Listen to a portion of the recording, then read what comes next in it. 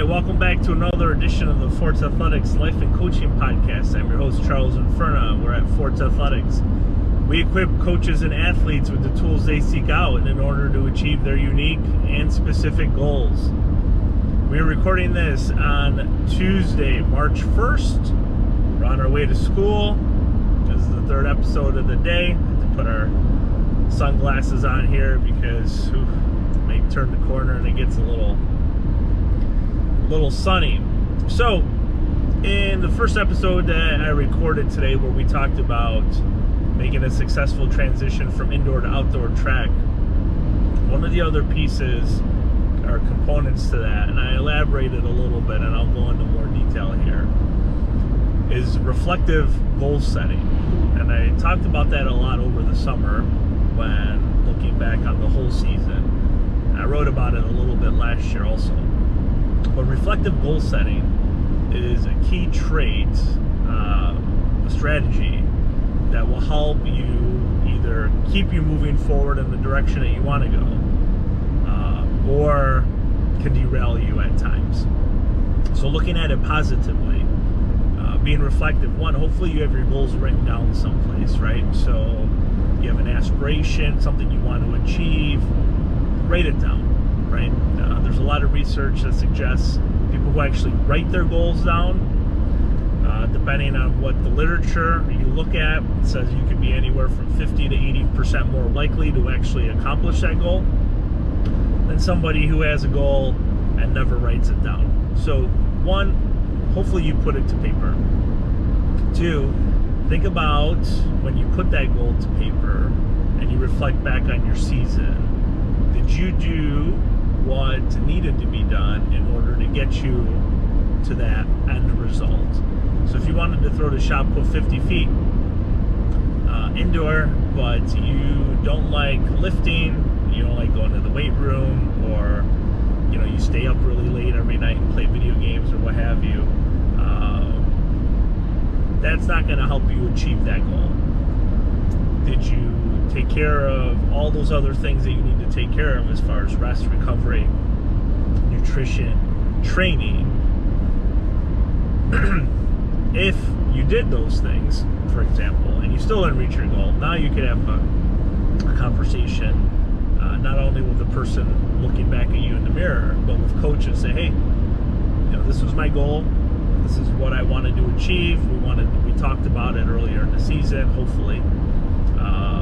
And then sitting down with somebody and helping them kind of piece together the trail for you moving forward, right? So our job as coaches, at least my job as a coach, and I take it wholeheartedly, is to illuminate a path brighter for my athletes than they can illuminate for themselves. And it hurts my feelings when we do everything that we can and there's still something missing at the end of the season, something that didn't click or something that didn't work well, that didn't lead us to achieving that goal. It doesn't happen often. All right. Sometimes when it doesn't happen, it's, was there an injury?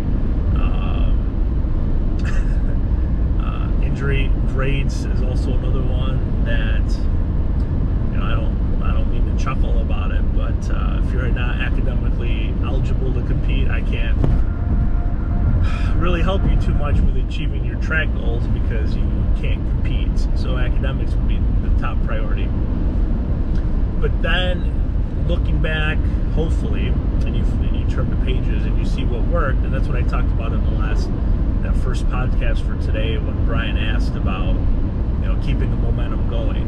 Hopefully you wrote down a few things as far as what went well and what didn't go well.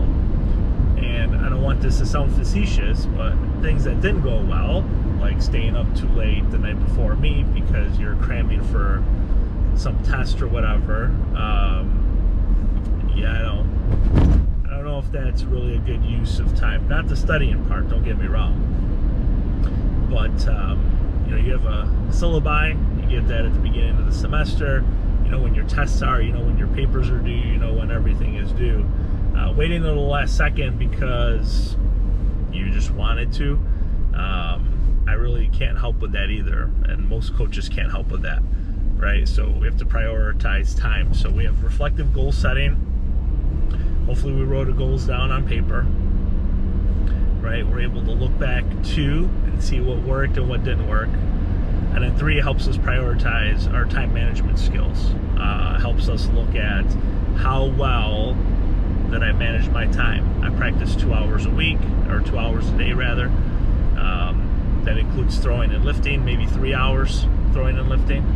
So let's say you sleep 8 hours, you get up at 6, 7 in the morning, you practice in between, you go to class. That leaves a lot of time after the fact to either continue moving forward or moving away. So with the semester where it is now, the beginning of March, there's really only like 10 weeks left of school, 9 weeks if you take out spring break. So there's really not a lot of training left, and a lot of positive and negative can happen in that time. So think back to, like I said, what went well, what didn't go well.